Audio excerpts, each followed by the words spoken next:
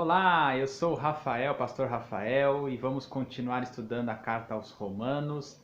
Você é meu convidado e minha convidada para mergulhar mais profundamente na palavra de Deus, a palavra que transforma as nossas vidas, que nos aproxima de Deus. E vamos lá, vamos continuar. Esse é o quinto vídeo. Você tem aí na nossa playlist os demais vídeos desta série. Ao total serão 14 estudos. Sempre lembrando que esse estudo é dividido em duas partes. A primeira parte é este vídeo aqui, que a gente posta toda terça-feira. Abaixo na descrição do vídeo você vai encontrar um pequeno questionário para te ajudar no estudo pessoal. Espero que você se dedique tempo ao estudo, dedique tempo para crescer no conhecimento da palavra de Deus. Como eu tenho dito, não dá para crescer no conhecimento da palavra de Deus se você não dedicar tempo, ok? Então você encontra aí na descrição um pequeno questionário para você fazer um download e continuar os seus estudos na sua casa. E nas quintas-feiras, todas as quintas-feiras, nós temos um encontro marcado no aplicativo Zoom, onde nós vamos interagir a respeito do vídeo e do tema do texto estudado na semana. Nós também estamos gravando esses estudos no Zoom, estamos postando aqui na nossa playlist, você encontra lá também alguns dos nossos encontros para crescer no conhecimento da palavra de Deus. Hoje o texto estudado é o capítulo 5, do versículo 1 ao versículo 21, é o capítulo 5 todo, que dá continuidade àquilo que Paulo estava falando. Só relembrando, então, na semana passada, nós vemos o estudo, talvez um dos mais importantes, que fala sobre o cerne do Evangelho, lembrando que o propósito de Paulo, quando escreve esta carta à igreja cristã, a igreja de Jesus Cristo, lá em Roma, era explicar, explanar, destrinchar o Evangelho.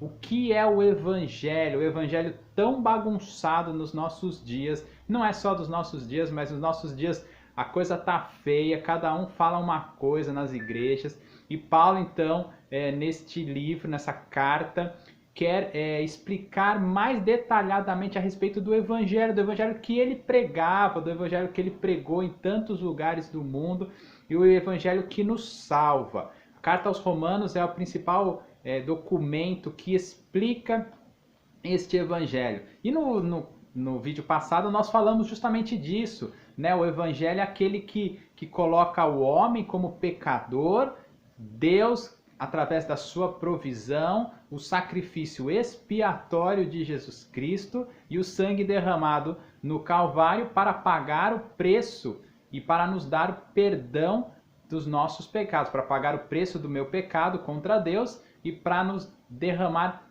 justificação, ou nos creditar justificação. Aqui no capítulo 5, Paulo continua falando disso, mas agora ele faz uma abordagem diferente. Nós vamos dividir esse capítulo em duas partes. Na primeira parte, Paulo, ainda na continuidade da obra de Cristo, ele vai falar que nós agora que somos justificados pela fé, nós temos paz com Deus. E a minha pergunta para você que está assistindo esse vídeo, você tem paz com Deus?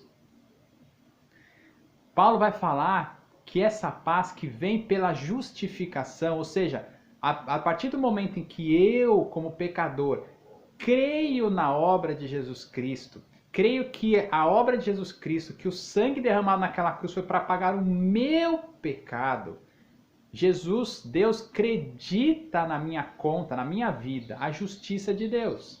E agora eu posso entrar no céu, eu posso ter a esperança de uma vida eterna, não por causa daquilo que eu faço, mas por causa do que alguém fez por mim. E isso me traz reconciliação. É interessante que no versículo 1, Paulo fala, tendo sido, pois, justificados pela fé, temos paz com Deus por meio do nosso Senhor Jesus Cristo. E nessa primeira parte, que vai até o versículo 11, diz lá, no finzinho, mediante quem recebemos agora a reconciliação. Ou seja, um fato muito importante que nós devemos entender é que a obra de Cristo nos reconciliou com Deus. Existe um pensamento no mundo, muito aqui no Brasil também, por causa dessa sincretismo religioso que nós temos, né, das religiões misturadas, e uma grande bagunça, as pessoas vivem religiosamente sem conhecer as Escrituras. Existe um pensamento, e que existe também nas igrejas evangélicas, de que Deus é bom e que todo mundo é filho de Deus e que todo mundo nasceu bonzinho e que a criança é uma lousa branca e que ela não tem maldade e que todo mundo é bom. Isso é uma grande mentira. O que a palavra de Deus nos diz é que nós todos nascemos em pecado. Daqui a pouco eu vou explicar um pouco mais sobre isso. E que nós estamos destinados à ira de Deus. E que nós somos inimigos de Deus por causa do nosso pecado. Em algum lugar diz que Deus virou as costas para o pecador, que Deus odeia o pecador. Este é o estado, essa é a má notícia que precede a boa notícia do Evangelho. E nós precisamos entender isso, que todo ser humano precisa passar pela reconciliação com Deus. E nós temos, alguns têm 40, 50 anos de vida ou menos, mas em média nós vivemos 70, 80 anos e temos esse tempo todo aqui na Terra para justamente fazer a reconciliação com Deus, com o nosso Pai. Lembrando que o Pai, Deus, que está no céu, já deu o primeiro passo em termos da reconciliação conosco. Porque, como diz nesse texto aqui no versículo 5, mais precisamente no versículo 8, Cristo morreu em nosso favor quando ainda éramos pecadores. E essa é uma demonstração de amor por nós, segundo Paulo explica. Ou seja, antes de nós nascermos, quando ainda estávamos mortos nos nossos delitos e pecados, Deus já deu o primeiro passo para a reconciliação, enviando Jesus para morrer no nosso lugar. Outra maneira em que Deus demonstra o seu amor, como está escrito aqui na palavra de Deus, ele derramou o seu Espírito em nós, para que habitasse em nós, e por meio desse Espírito ele derrama o seu amor nas nossas vidas. E essa é uma prova de que Deus nos ama. E essa é a boa notícia. Deus nos amou, Deus quer reconciliar-se conosco e nós devemos nos reconciliar com Ele. E isso só acontece por meio da fé na obra de Jesus Cristo. É interessante que Paulo vai falar ainda no comecinho desse capítulo, que nós devemos nos gloriar, ou seja, devemos nos alegrar por conta desta obra maravilhosa que Deus produziu na nossa vida. Porque por meio dela, nós podemos nos alegrar até no meio das tribulações. E alguém acha estranho isso, mas veja só, no versículo 9, desculpa aqui a confusão, mas no versículo 9 diz que agora nós fomos justificados por seu sangue, sangue de Cristo. Muito mais ainda, por meio dele seremos salvos da ira de Deus. Que tamanha tribulação seria enfrentar a ira de Deus quando morrermos nesta vida? Se formos salvos dessa grande tribulação, o que será de nós passarmos o restante da nossa vida com algumas tribulações passageiras? Isso não importa mais, podemos nos alegrar, porque sabemos que por maior que seja a tribulação desta terra, ela não é comparada à ira de Deus. E, portanto, nós possamos nos alegrar nas nossas tribulações, até porque essas tribulações, segundo os versículos iniciais desse capítulo, nós poderemos crescer espiritualmente, ter o nosso caráter aprovado e viver em esperança. Essa é a primeira parte do capítulo, é maravilhoso relembrar toda a obra de Cristo Jesus por nós. Mas a segunda parte, que é uma parte um pouco mais complicada, a partir do versículo 12 até o final do capítulo, Paulo agora vai fazer a comparação de dois seres humanos, Adão e Jesus Cristo. E eu quero explicar algo rapidinho aqui para vocês. Nesse capítulo não aparece a palavra imputado. Imputado é sinônimo de creditado. Isso acontece no capítulo 4, quando fala que Abraão creu e por isso foi imputado a justiça, ou foi creditado a justiça na vida dele. Mas é muito importante nós entendermos que essas duas figuras, Adão e Jesus, têm muito a ver com essa palavra imputado. Porque pela explicação de Paulo aqui, nós vamos ver que por conta do pecado de Adão, ele diz que todos os homens pecaram. É mais ou menos assim, Adão representa toda a raça humana.